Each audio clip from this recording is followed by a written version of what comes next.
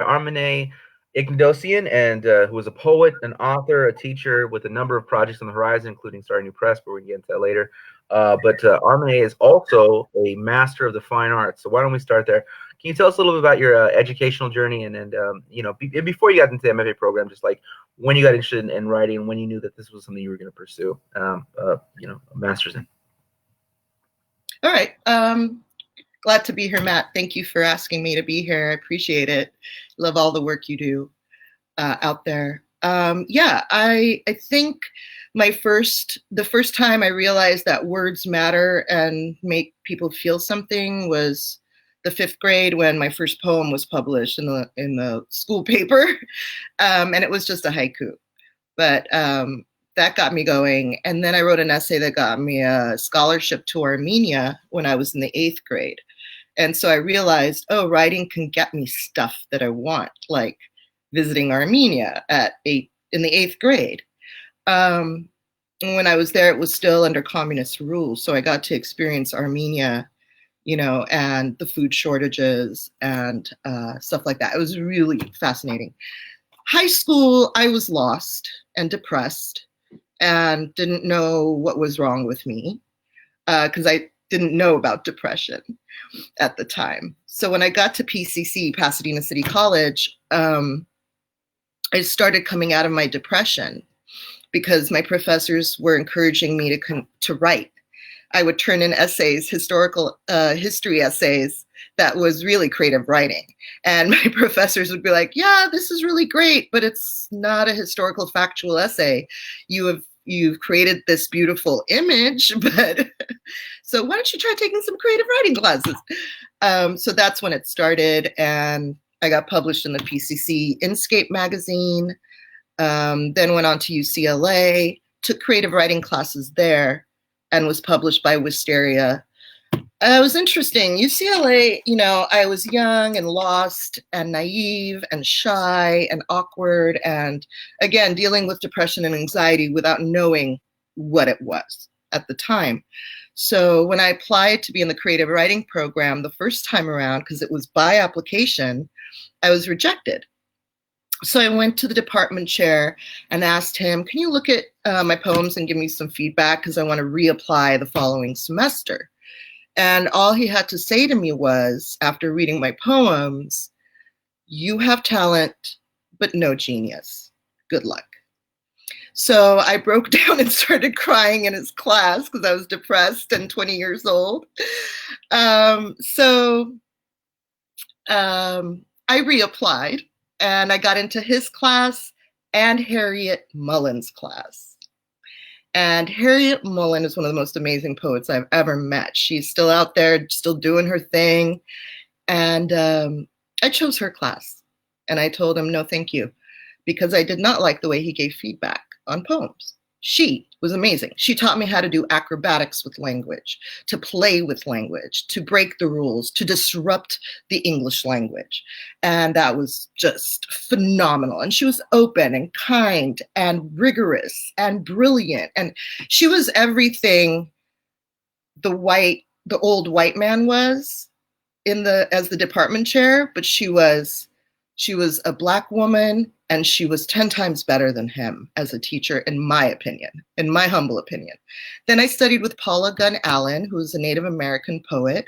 She was great. And then, I'm sorry if I don't remember his name, but he was a Nigerian poet, very kind, and it was great. And then I went and tried teaching for LAUSD. And that was interesting because I got hired to teach in South Central. And the next day, before I even started teaching, I got fired one day later.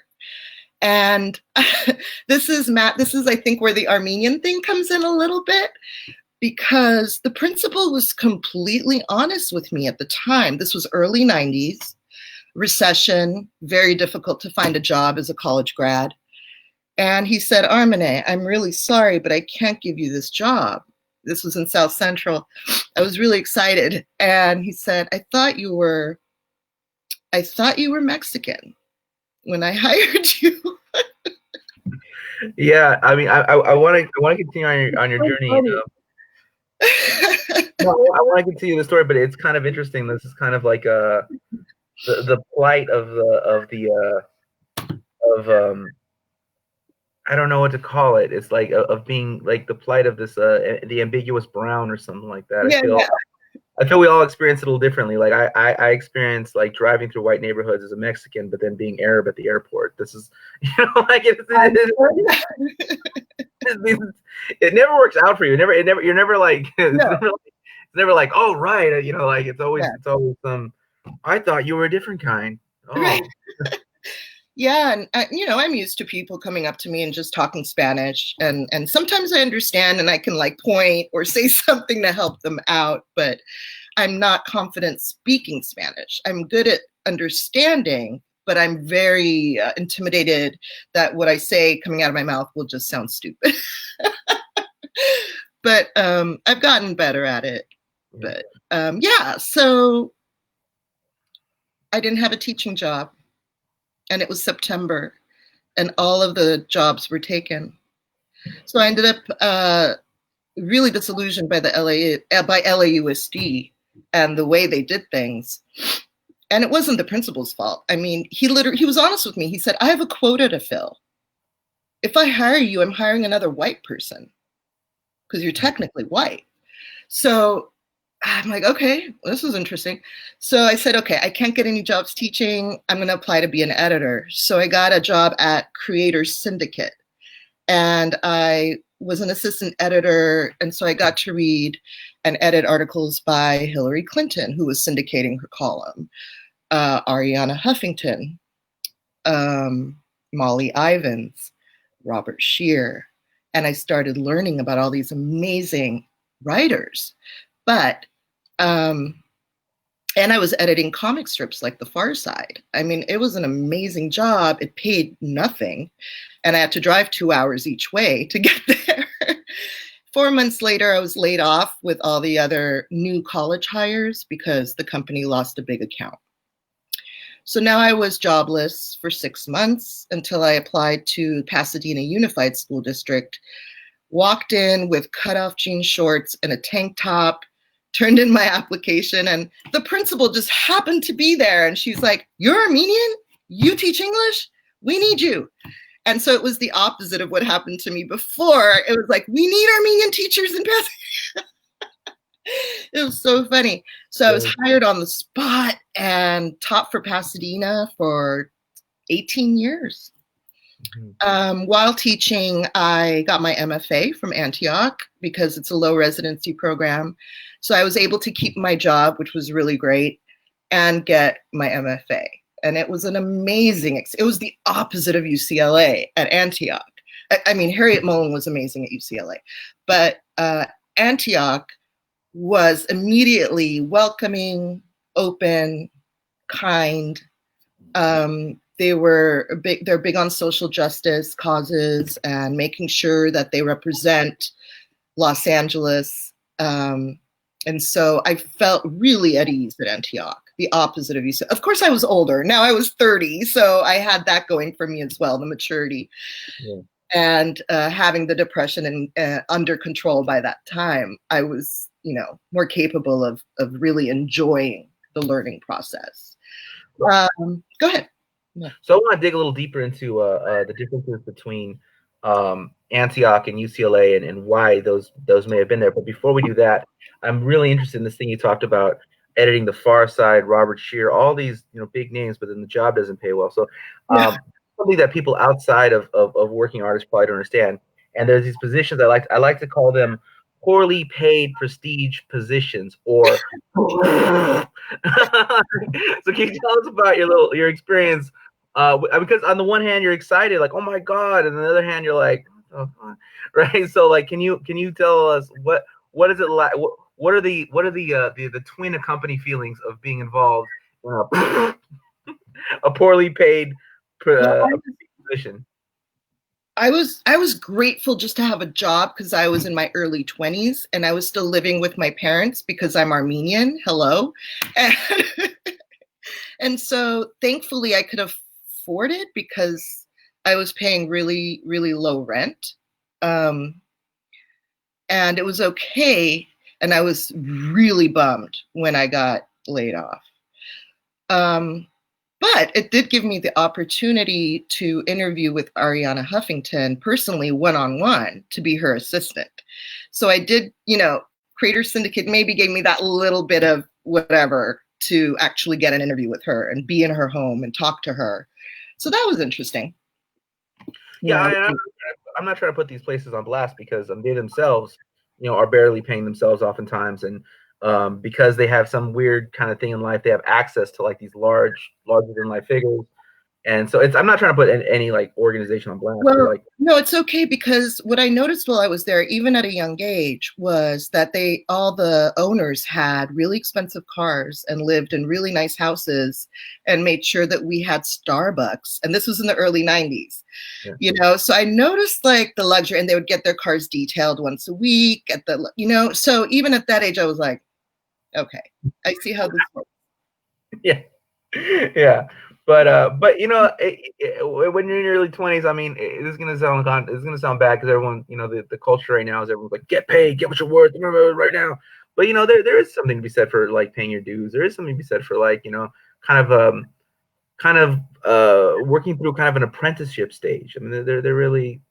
No, the great thing was I was told to memorize the AP style manual.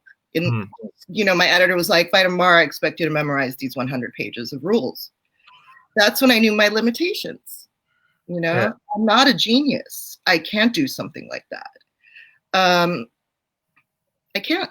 I'm a poet, and I did learn AP style eventually, but I also had to learn MLA. So I was used to MLA coming from a creative writing, and now she's like, memorize this handbook in 24 hours,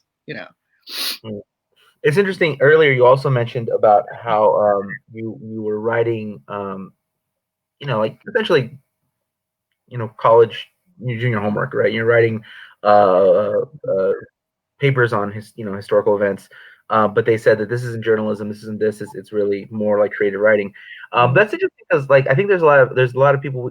I had the opportunity of talking to Louis Shirea, and he was talking about, I was talking to him, and so much of his nonfiction work is very lyrical, So there is a kind of that gap. I think it's preserved by some people, but like it can be bridged. I mean, don't you agree? Like, it can be bridged, but I think as a freshman history student in a basics history class, they were like, just know the info. But I love like Joan Didion. I love Truman Capote. Yeah, absolutely. Okay, so let's get back to the storyline. So Antioch, for those unfamiliar audience, can you tell us about Antioch and why it's different from a place like UCLA or Stanford or wherever? Like, why is it different from a traditional 4-year, prestigious college? Like, what makes Antioch unique? Well, I just want to give a disclaimer that I graduated in 2006. So that was a while ago. So what I'm telling you is based on my experiences back then. Things may be different now. It immediately felt like family. It sounds cheesy, but the first day was literally like, let's get to know each other, get to know your peers. You have a mentor. Here's your mentor. She's already been through this program for 1 year. So I immediately had someone there with me, going, I know you're new. It's okay. I got you, So I wasn't just like flailing around like I was at UCLA, Eloise Klein-Healy started the program, and I really respected her as a poet, and I'd already read her work. So the fact that this amazing woman who was part of the Women's Center in LA, who was part of the feminist movement, was here and founded this. So she was really, really good about making sure everyone behaved themselves and fairness, diversity, making sure that it wasn't just the men talking all the time. She was just really aware of people who needed extra help because of their circumstances. She was very sensitive to that. They didn't give out grades. They gave out reports. You got a report from your mentor. You planned your own curriculum with your mentor. It was very open. It wasn't, oh, you have to write this way. And, you weren't torn apart in the workshops. You were given honest feedback, but it was all respectfully done and professional, in an academic, it wasn't, I didn't feel at all like anyone was trying to stab me in the back, or I didn't feel any like competitive BS like I've heard in other MFAs and PhD programs. Yeah. It felt like a bunch of friends, Yeah. And no, I mean, I think it speaks to the roots of Antioch. It's not just the MFA program; it's in general. The school is a very different school than most places. I've had the opportunity to speak there a couple of times, but I've obviously never been a student. Can you tell us a little more about the school in general? Yeah, they're in Culver City, but their main campus is, oh shoot, I forgot the state. Anyway, but they're in Culver City. It's a low residency program. They have creative nonfiction, fiction, poetry. They also have a really good psychology program.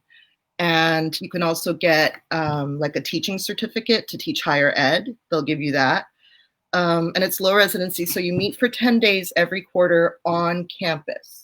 And those 10 days are filled with amazing lectures and workshops and panels and people like Matt coming to speak in the evenings. And you can go and see them speaking. All these amazing, Ray Bradbury came, and I got to see him before he passed away.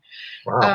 And other amazing writers. So you got these famous writers coming, and 10 days of that. And then you were off for a couple of months working on your own, but being in touch with your mentor and they called your cohort group. And you would be turning things in throughout the semester. And then you'd have another 10-day residency. So that's kind of how it worked. Can you tell the audience a little bit about Eloise Klein-Healy and some of the things that she's been outside of just teaching at Antioch? Yeah, she worked with the Women's Center. I know that, and she just she put out a few books. She has several books. One of my favorites is The Islands Project. The Islands Project. She has several books out by Red Hen Press, located in Pasadena, California. And I learned about her from Terry Wolverton, who's an amazing teacher. Terry healed me after UCLA. So I came to Terry's workshops in my 20s after graduating, and she was like, let me mend your little broken wing. You're okay. You can still fly.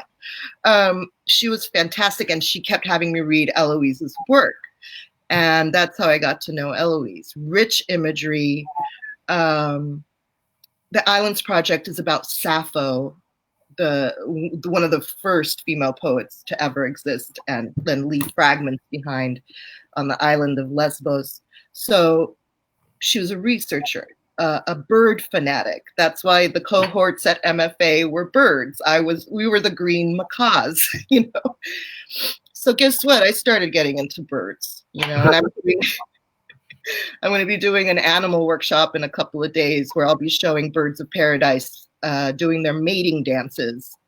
So yeah, she's just, and then she had a horrible health issue, kind of like a stroke, a few years back.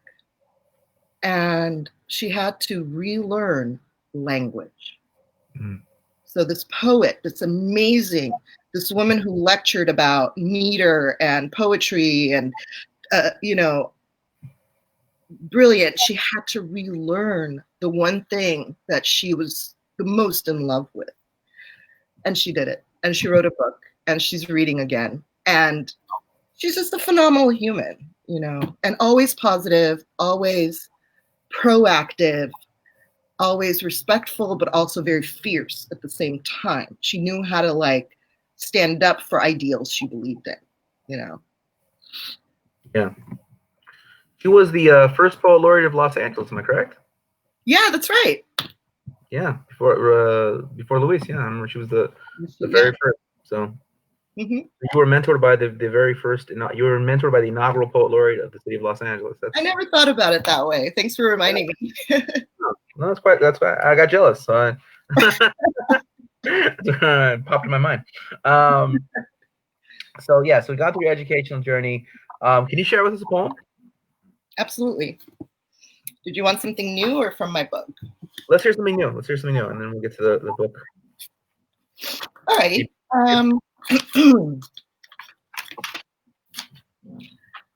So at 40, I had to have a hysterectomy because of a cancer scare. So this is what it's about. This is a poem. It's titled Pink. In his office, Dr. V kept pieces of what looked like gnarled umbilical cord in jars of pink fluid. They're just pieces of random plastic, he shouted. You can trick anyone into believing anything if you have the right props. The only bed available with such short notice was at a hospital he did not favor. We can't wait. It would have to be a complete hysterectomy. The sky outside was pink with LA sunset, bruising darker as we spoke. 2 weeks later, I opened my eyes in intensive care to a male nurse screaming, "You're awake! She's awake!" over and over. We were getting worried, he continued, before I fell back into opium pink slumber. My sister, a nurse, came to visit and spoke to Dr. V in hushed abbreviations and acronyms. Whole words and phrases sliced into small, manageable chunks of language. I overheard 50-50, touch and go, lost half her blood, followed by laughter about something unrelated. Stop, I finally managed. Please stop. Oh, sorry, hospital humor. The cancer and 3 large fibroids were removed, the size of small watermelons. I was shown photos of the round, pink masses of tissue my body had engineered over the course of 20 years. During those years, whenever I met a clairvoyant, they assured me I would get married in my late 40s and bear 3 children. I think they were also joking.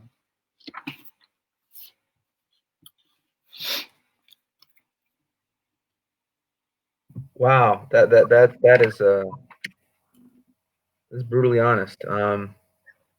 Just to start light, Just start like just and I don't really know how to segue out of that. That's unpublished, by the way. It's unpublished. It's unpublished. Okay, so that's coming up in an upcoming manuscript, yes, potentially. Hopefully. Okay. So speaking of upcoming things, and where you are looking to start a new press with another Armenian poet, can you tell us a little bit about? Well, first tell us about what the original conception was, how it changed, and what it changed to. Absolutely. I met Arthur Kaisakian a couple of years ago at Beyond Baroque. I had read his work before I met him, and I had posted his poem the day before on Facebook and was raving about his poem. And in walks Arthur the next day into Beyond Baroque. We've never met. And he tells me his name. Hi, Arthur. And I go, wait a minute, you're Arthur Kaisakian. I just posted your poem yesterday on Facebook. So it was a very strange, first meeting, And so we've been friends ever since, and he's an amazing poet. He also teaches for the Poetry Salon. We co-teach a workshop Wednesday nights. And he and I talked during sushi one night. We were just talking, gabbing, hanging out. And then we talked about, Black Sea Poets. So we got all in love, fell in love with that name, Black Sea Poets. It sounded really cool. We liked the idea of it, but we realized that it's too specific. So we would have to stick to only the countries around the Black Sea region, and we wanted it to be more inclusive than exclusive. So then we thought landlocked press, because of all the landlocked countries in the world, and how when you don't have water border and when you're in between countries, you're automatically more susceptible to invasion, and it's harder to have a strong economy. So we thought, let's represent those landlocked countries, including Armenia. And then again, we were like, we don't know any poets from like these really obscure countries. We'd really have to do Eritrea. I mean, I'm trying to think myself. Like Eritrea, Central African exactly. Republic, Uruguay. So it's kind of like, yeah. I mean, it would be an awesome project. Anyway, we just didn't feel up to the task. We didn't feel like we were capable of. So then we were talking one day, and I was just riffing, and then he's like, "Whoa, what did you just say?" I'm like, latchkey. We're latchkey kids. All my friends were latchkey kids growing up. I cooked lunch for my sisters and I did the laundry. I prepped dinner. So when my parents came home from working 12-hour shifts, that's our life. And that's my essence. One of the essence, it's not just being, Armenian and American and Lebanese. It's about being a latchkey kid in the 80s. Gen X is a big part of my identity.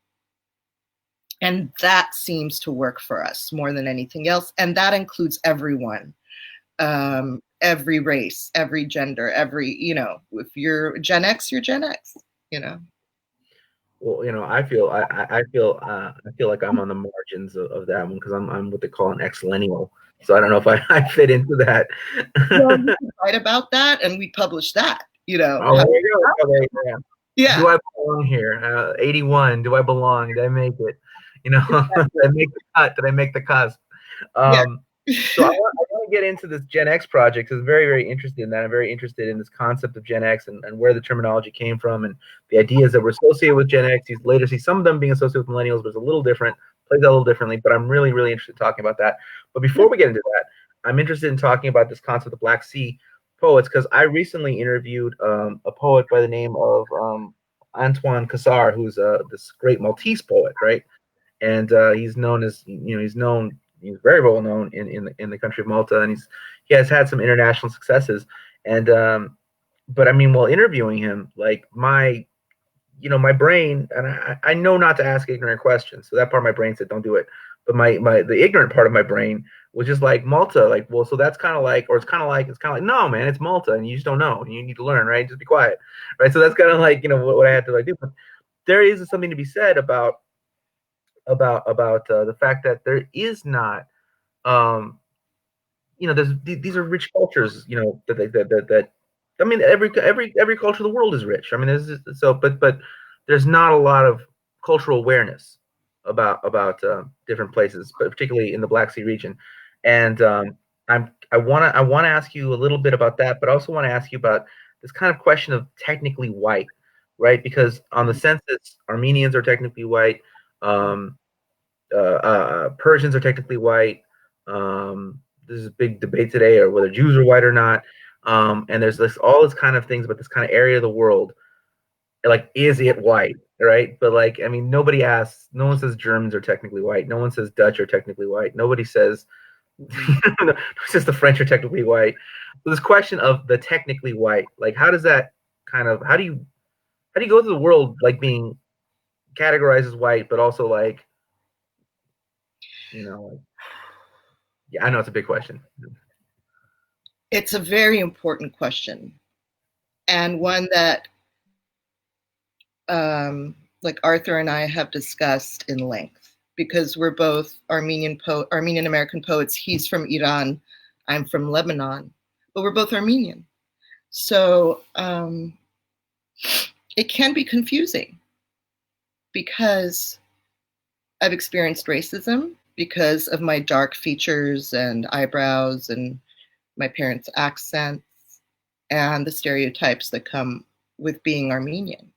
So I've been judged and I have experienced prejudice because sometimes people assume that if you have an accent, you're not intelligent. So we experienced that when we first came here. I've also experienced some people in the poetry world looking at me like, you don't understand what we're going through because you don't look like us. You can pass for white or Italian. Let's not, I can't pass for Dutch, obviously, but I can pass for Italian, which is white. I can pass for Spanish, which is white, but I also pass for Mexican. But Mexicans always come up to me, or Guatemalans in LA. They come up to me and talk Spanish. I look Mexican. I look Hispanic. So it's interesting because it's confusing, but at the same time, we can peek into both worlds. And feel both sides of it, but we always feel like outsiders. You know, I always feel like an imposter, an outsider, the only Armenian in the room, you know. And sometimes people assume things about you because you're Armenian. Oh, you must drive fast and, you know, whatever. It's very weird. Everyone has stereotypes. Like, I've had good friends come up to me and go, Armine, what do you say about those Armenian kids driving fast in Glendale? What do you have to say about them? And I'm like, well, let me consult all the Armenians in the world because I represent them all, and I'll get back to you. Like, you know? Does it feel like when they ask you questions like that, like one minute you're talking to your friend, right? It's just a casual conversation with your friend, and the next minute, like, they got a reporter hat on and they got a microphone and there's a camera behind them. Armine, what do you have to say about breaking news? Like, yeah. And also, you know, we have our own prejudices. We're Orthodox. We grew up, you know, Eastern Orthodox, which is like Catholic. So growing up in LA, growing up in a liberal area, and growing up with, you know, cable, and it was like an awakening for me to break away from the church and go, I don't believe in what you guys are feeding me anymore. And that was hard, you know, to say I'm Armenian, but I'm not Armenian Orthodox. I'm not Christian. That's huge. That's like, how could you deny your cultures? One of the most important things is that we were apparently the first nation to accept Christianity as our religion. So how could you disrespect your, you know, culture like that? Did that cause a lot of ruptures in like your you know, kind of your extended family, your family, your personal life? Yeah, some of my family are evangelical Christians. I didn't grow up in a Armenian Orthodox church. I grew up in an evangelical Christian church, which was very difficult because the scare tactics, I don't believe in scare tactics. And so there was a lot of that. And so my auntie was like, one of my aunties was like, you're going to go to hell. And I'm really sorry that you're going to go to hell. And that you hate Jesus so much. Wow. And I remember my response. I was in my late teens and I said to her, I said, I love Jesus. I just can't stand most Christians. And she was just like appalled because I do love Jesus and I do love Buddha and I do love Muhammad and I do, you know, I also love the mystic poets. And so I don't see it that way. I don't see it as he is the only way. I think it's narrow-minded, you know. I mean, but people think they can say anything they want to, and then the minute you say something like half, or even like with half the comeback, or half the malice, or half the aggressive, whatever word you want to use, but even if you come back at them half energy, they're like, oh, you know, like they're like appalled that someone dares. So yeah, my family never understood my position. They thought I hate Christianity. I don't hate Christianity. I don't hate Jesus. Yeah. I just don't like dogma and forcing people to putting fear into people in order to get them to be good people and live a good life. You know, you don't have to do that. No, rule by fear usually generates horrible people. We have a comment from the audience that says, great points, Armine. I've noticed certain accents lead people to believe you are intellectually inferior, and the same goes for other types of accents. Yeah. For example, people who have British accents are admired, constantly told by Americans that they love their accent. That's the opposite of what happens when your accent is not British, French, German, you know, it doesn't come from Western Europe, right? Isn't that interesting? Isn't that interesting? Is that how that works? Why are those considered? Maybe because, you know, all the classic literature was written by them. The Western classic literature. I don't know. because they're imperialists. But anyways, Yeah, exactly. They were the ones in charge, so they were the ones who wrote the history books. yeah, yeah. So yeah, so we covered latchkey. So let's talk about that latchkey, Gen X. What does it mean to be? What does it mean for you? What is okay? For those not for the this is going to cross a wide cross section of people who are going to check this out. So, can you tell us a little bit about what is Gen X? Like, what does that even mean?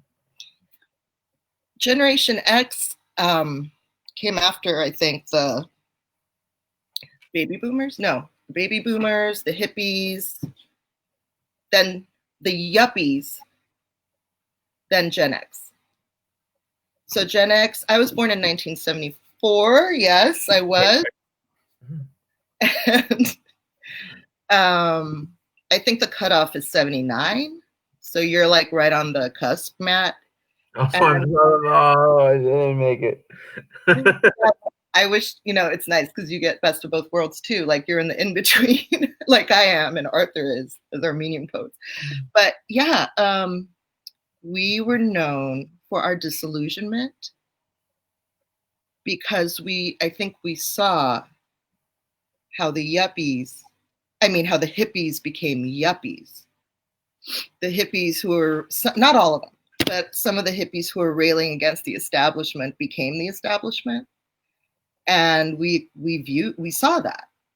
And so we became really kind of disillusioned, sarcastic, cynical. And like the movie Reality Bites is a very typical Gen X film. It's like the quintessential Gen X film. It's like the Breakfast Club for Gen Xers, sort of, The Breakfast Club are Gen Xers too, by the way, So I think that's what we're known for. And then there was a book by the same guy who wrote the American Psycho. What was his name? I can't remember right now. Bret Easton Ellis? Yeah, he was really.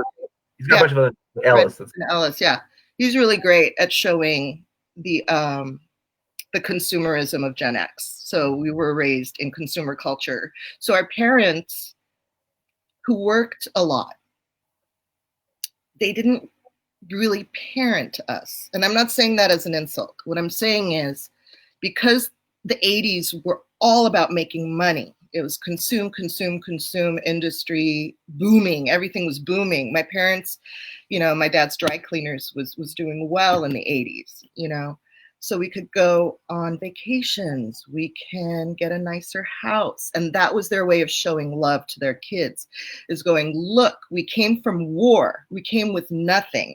And look what we have given you with our hard work. We have given you a nice house. We have given you a car for your 16th birthday. This is how we show our love.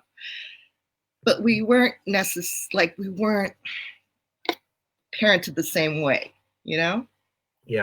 And so some of us are adults, but we're still children. That's where the man-child thing comes from, I think, is maybe Gen X. Yeah. Like the idea that we weren't all parented like the generations before us, where there was one parent at home and the other one making the money. So there was always someone at home for the kids. So we learned to problem solve. We learned to be independent. We learned to take care of our brothers and sisters, and it's still happening now. It's not like there aren't any latchkey kids now, but I think it mainly started in the 80s. Yeah. So, so I'm born in 1981, and my experience is that when I'm born, there's still kind of this thing, industrial economy kind of dying, right? By the time by the time I'm getting ready into the workforce, by the time I'm like 14, 15 years old, I'm being told the industrial economy is dead. What you need to do is prepare for a service economy. You need to prepare yourself to have like 4 or 5 jobs throughout your lifetime.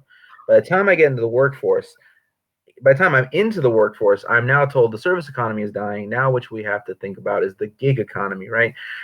So it seems like more and more the economy has abandoned people that born my generation, but it's just getting worse. And this process began before me.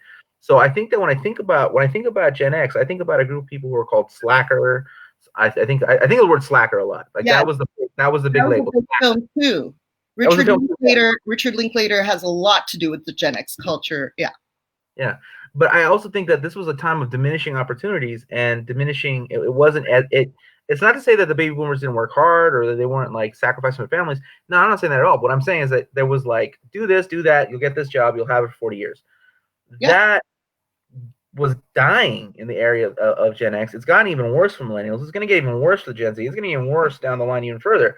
But Gen X was the first generation to experience it, and in response to these conditions that exist outside of any person, they got blamed. This is because your values, because you don't want to, like, you hear the millennials all eat avocado toast, but you heard that the Gen X all want to smoke weed in their mom's basement, right? That was like, it's your fault. Mm-hmm. Yeah. So can you speak to that? Like, what was it like to be blamed and abandoned simultaneously by the economy, not by your parents, but by the economy? Well, I think the baby boomers also had the pull yourself up from the bootstraps phrase perfected and repeated a lot. So yeah, as Gen Xers, we were like, we tried. There's a recession. There are no jobs. How are we supposed to pull anything if we don't even have shoelaces, So, and my parents, I saw that from my parents too, like, just work hard, you'll be fine. Just work hard, you'll be fine. Because that's what they did. And it worked for them. Well, 6 months of interview after interview after interview, and my mom seeing me depressed, working my ass off to try to get interviews and getting nothing. She's like, oh my God, I didn't know it was this bad. And I was 22 and falling apart because I have a degree from UCLA. Everyone told me if I work hard and get a degree from somewhere like UCLA, I will get all these job offers. That's what we were told, right? That's why I fought to go to UCLA. I busted my ass to go to UCLA. And you set up with that. Yeah. Yeah. And I was a hard worker, but I got a lot of interviews, but no job for 6 months. So what's on the horizon for Latchkey Press? Right now we're in the works. Arthur created this amazing Facebook group called Letters in Quarantine. You guys please join it. We write letters to each other on Facebook, expressing our fears, our concerns, our observations. They're supposed to be like creative writing, and so we're going to curate what people have posted. There's some amazing poems, amazing letters. And now we're in the process of curating it for an anthology. And right now we are also, we've been reading poems on KPFK's, The Midnight Show. What's his name? Joe? Roy Bollywood? Yeah. We're doing some readings on that show at midnight. You can find it in their archives. So I read a couple of poems one night. Arthur read a couple of poems. Mary, who is an amazing writer, she read a couple of poems. Mary Tumanyan, who's an amazing writer. So we're getting some interest in it. So now we're in the process of curating. So if you want to submit your work, go to Letters in Quarantine on Facebook and, write a letter to someone about what you're experiencing right now and how you're feeling right now. All right. Tell us about the Poetry Salon. You mentioned that earlier. I'm really curious to hear more about the work that you're doing. Yeah, the Poetry Salon came at a time when I was looking for a job that didn't require being institutionalized. And what I mean is working for an institution like Pasadena Unified or Cal State. I didn't want to work for an institution because I did that for 18 years and it almost killed me. So when I quit teaching, because it had gotten so difficult, I didn't want a job like that. And so I took a class with Trisha Faye Hefner at the Poetry Salon. She started the salon 8 years ago in Culver City, California, and it's been expanding and doing great. So we teach Wednesday nights, 7 to 10 for 7 weeks. It includes generating work and giving feedback. It's intimate. We top it at 6 people because we want to make sure every writer gets plenty of time. And right now we have maybe one spot open on a Wednesday night, maybe not, but we might. And we might have one more spot open for my Thursday morning class from 11 to 2. I teach that by myself. And I'm developing a Tuesday afternoon class as well. So there's still room for Tuesday. It's a new class. We're opening it up because we're getting a lot of interest. And we have some overflow in the Wednesday and Thursday classes. So if you're interested in the Tuesday afternoon class, email me. I'll give you the info. It's really awesome. I've learned so much from Trisha in terms of, she doesn't have an MFA, but she has a creative psychology degree. So she knows how the creative brain works. She knows how to help writers advance in their journey outside of an MFA program. Mm-hmm. So you're still getting the MFA experience, but on a much more personal level, much more nurturing, more intimate, and not, cutthroat. And, it's more about the poet, not the poem. It's more about being the poet. Yeah, it's great. So you've gone through both the kind of the cutthroat experience of an education in writing. You've also gone through a more nurturing experience. So what have you taken from that? What have you taken from your educational process as a student and are now bringing to the realm of teaching? Well, the cliche is a cliche for a reason. You get more bees with honey. And some people are like, why do I want bees? I don't want bees to bite me. I've always thought that's a strange cliche. But, I know. Yeah, I want the honey, not the bees. You get more with honey. Okay, so that works. That works. Unless someone is a really advanced writer and they're coming to you and saying, Armine, tear me apart. Tear my book apart. That's what I need right now. I need your honest, 100% brutal opinion. That's different. And I've done that for friends. It's what the poet needs. So when I was teaching in high school, it's called individualized instruction. First, you have to know the student. And you have to know what they need specifically and what turns them on to writing. Not, this is how you should feel. This is what you need to know, but you need to individualize your instruction. So some people come to us absolutely brand new writers. They've never written before. They don't know what the word metaphor even means. And you start there. And some writers come to us advanced. So we kind of try to have an advanced group and an intermediate group. We kind of try to group people that way a little bit. But yeah, it's all about what do you need? And that's the first question I ask right away is, why are you here? What are your goals? What do you need from me? What do you need from us? And I take it from there, Authenticity is important to me. I really don't like pretending, or I do believe in being kind in your feedback and constructive. I also believe in not wasting time. Some people feel like you should spend an hour on a poem. I think there's no need for that unless it's a long poem. So I believe in efficiency. I believe in compassion for the writer because it's hard to pour your soul out to strangers, especially if you're a new writer. You don't want to crush them right away because they're not all as, nothing could crush me when I was 19. Like my goal was to be a poet no matter what anyone said to me. But it still hurt a lot when someone told me, you have talent, but no genius. Good luck. What does that mean? Yeah. So I'm to this day, so Sorry? I mean, you still recall it to this day, so obviously it was a very wounding comment. Yeah.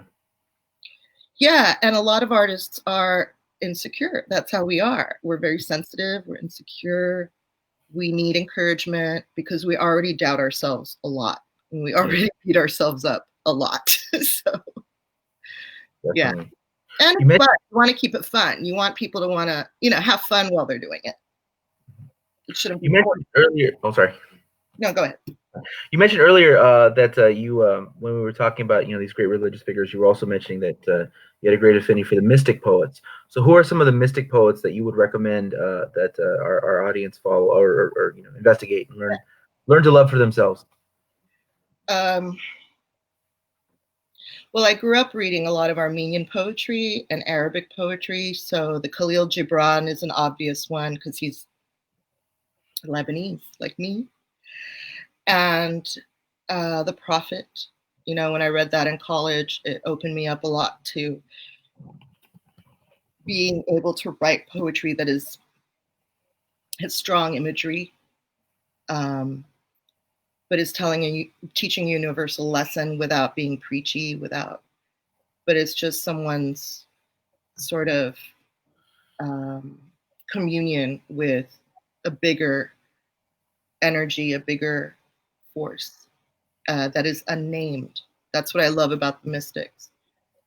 Most of their poems are to unnamed things, like love, the beloved, not Lord the Christ our Savior, but something more bigger than that, bigger than one person. So I remember reading one for my best friend's, wedding. I read a Khalil Gibran poem for them. Rumi, obviously, Hafiz, obviously, um, Frank X. Gaspar, an American poet who I studied with at Antioch.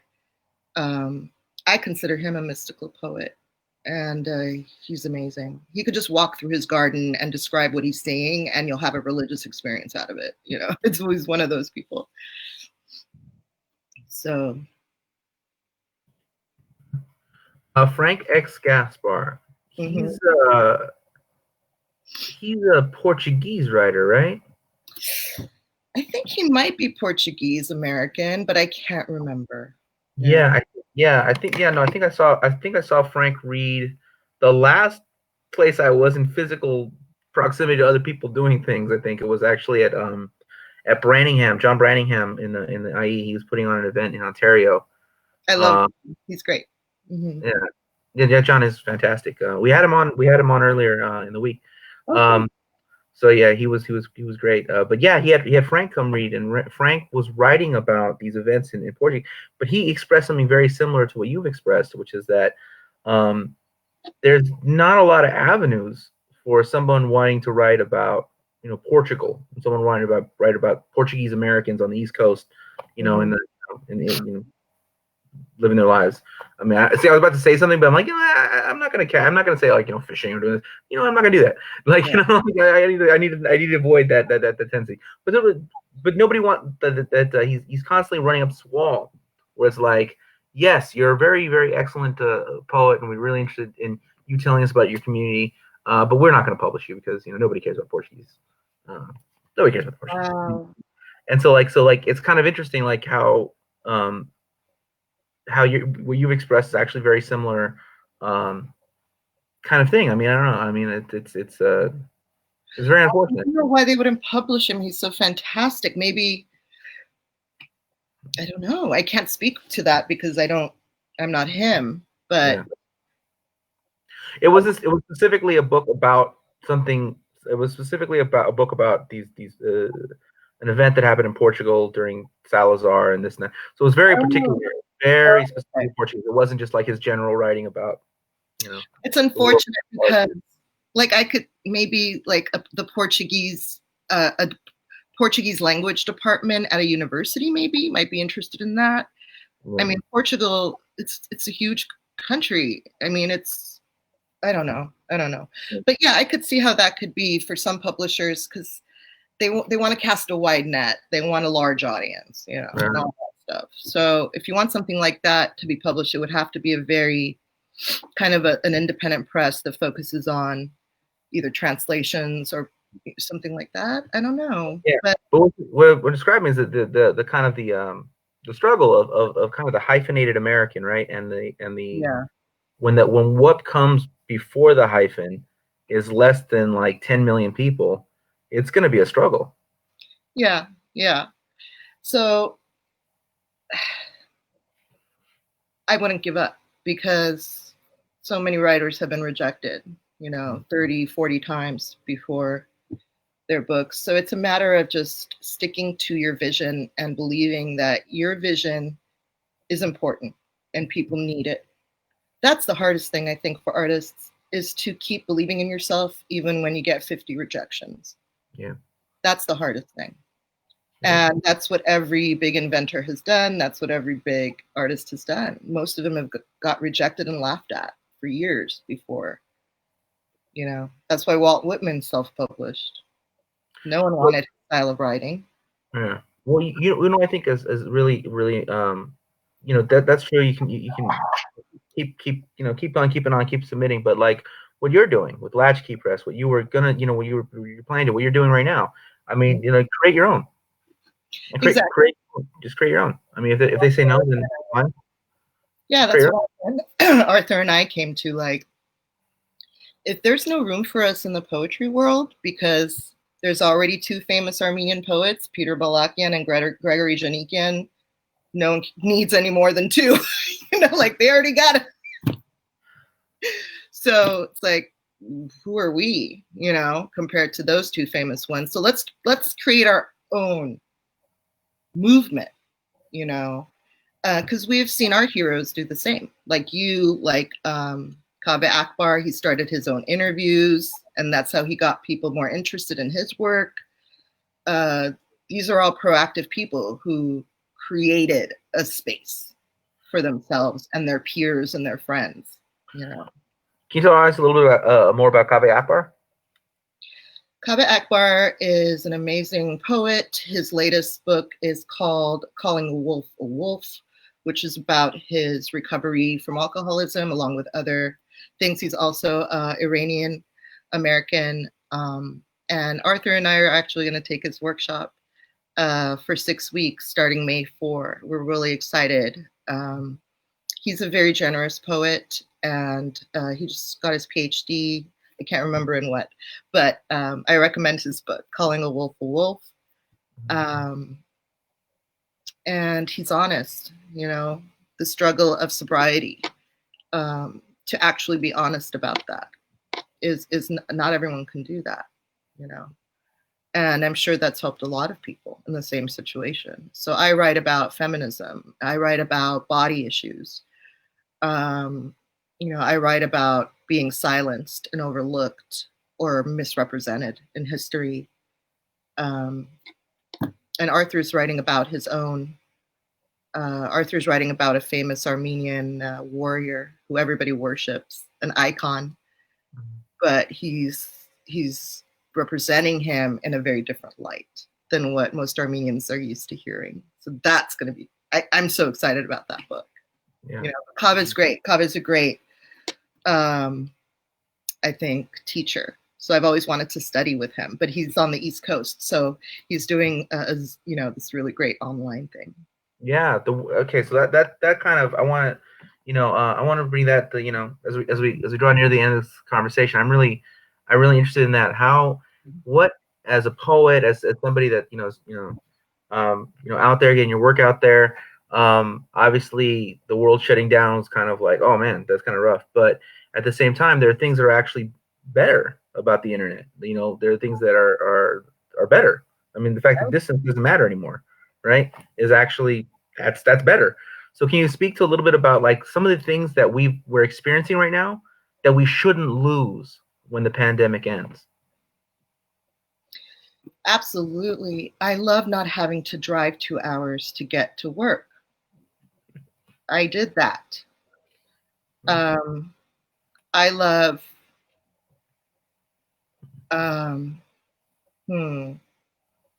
being able to see the face of your loved ones, on the screen. I love that I did a quick meeting with my doctor on video instead of having to drive if I'm parking. This is all stuff that we can continue to do. There's certain, medical visits you have to do in person. But general checkups, I told my doctor, I'm like, can we keep doing this, please? Gardening We should keep gardening. We should keep baking our own bread. We should grow our own vegetables. This is stuff that is easy to do, easier than we think. We could save a lot of money doing what we're doing now at home, but we have the time. We have the time now. Not, I know teachers who are really stressed out right now, really overwhelmed with Zoom. It's not easy for everybody. Yeah. I'm just talking about my own experiences. It's been good for small writing groups. It's been great for interviews like this. So yeah, I really hope that the driving stays, there's less driving happening in the future. That's going to help our planet. No, I agree. Yeah. I agree. I mean, we always here in LA always should have had a better public transportation system. I mean, it's ridiculous. But yeah, hopefully we can get into that about Ford and all those guys. But it's funny, like you don't learn that in school. You learn that watching Who Framed Roger Rabbit. Wow. So, LA Confidential taught me a lot about Mulholland. I learned more about LA. I learned more about Los Angeles, history of Los Angeles from Chinatown, LA Confidential, and Who Framed Roger Rabbit than my entire experience in public education or in going to school. I know. It's ridiculous. It is sad. But anyways, so your book, your upcoming book. Let's talk about your upcoming manuscript. Can we see it again? I mean, not your book that you already wrote. Oh yeah. Book, yes, it's that one. It's called All That Wasted Fruit, and it's about the sacred feminine. So I did a lot of research on historical characters, biblical characters, and mythological characters. It's published by Main Street Rag. So if you go to their bookstore, Main Street Rag bookstore, you could get the book. It took me 10 years to write it because when I wrote it and graduated from my MFA, it was fine, but I didn't like the manuscript. Yeah. So I spent another 6 years or so perfecting it and writing it and procrastinating and rewriting it and procrastinating. Sure. So yeah, so it's about the sacred feminine. Can we hear a poem from it? Yeah, absolutely. So I'm going to read from the first section. It's in six sections because the sacred feminine comes in 6 archetypes. And one of the archetypes is the lover archetype.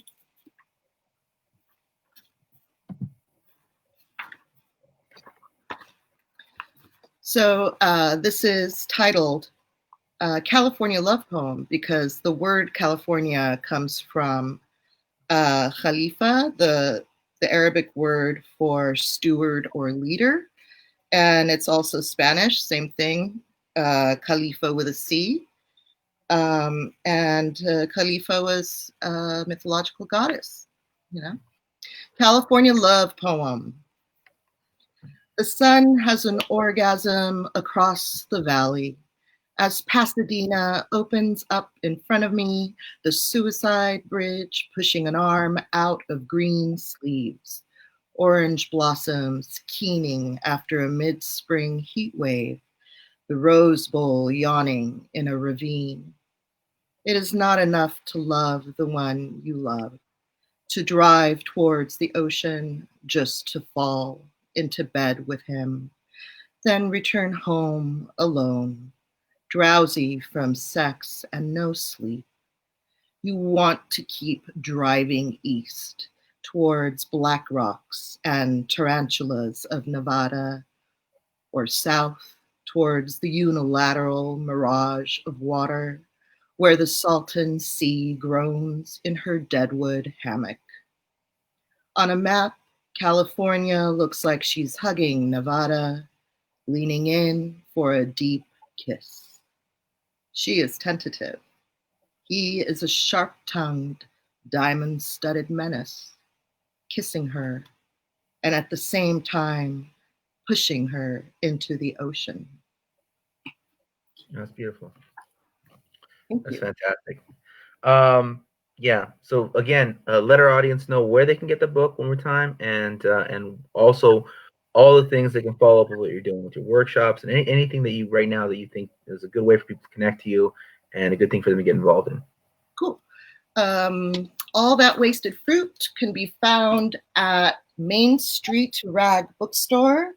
And my website is armineiknadossian.com. Here's the spelling of my name. Don't worry about the accent, just armineiknadossian.com.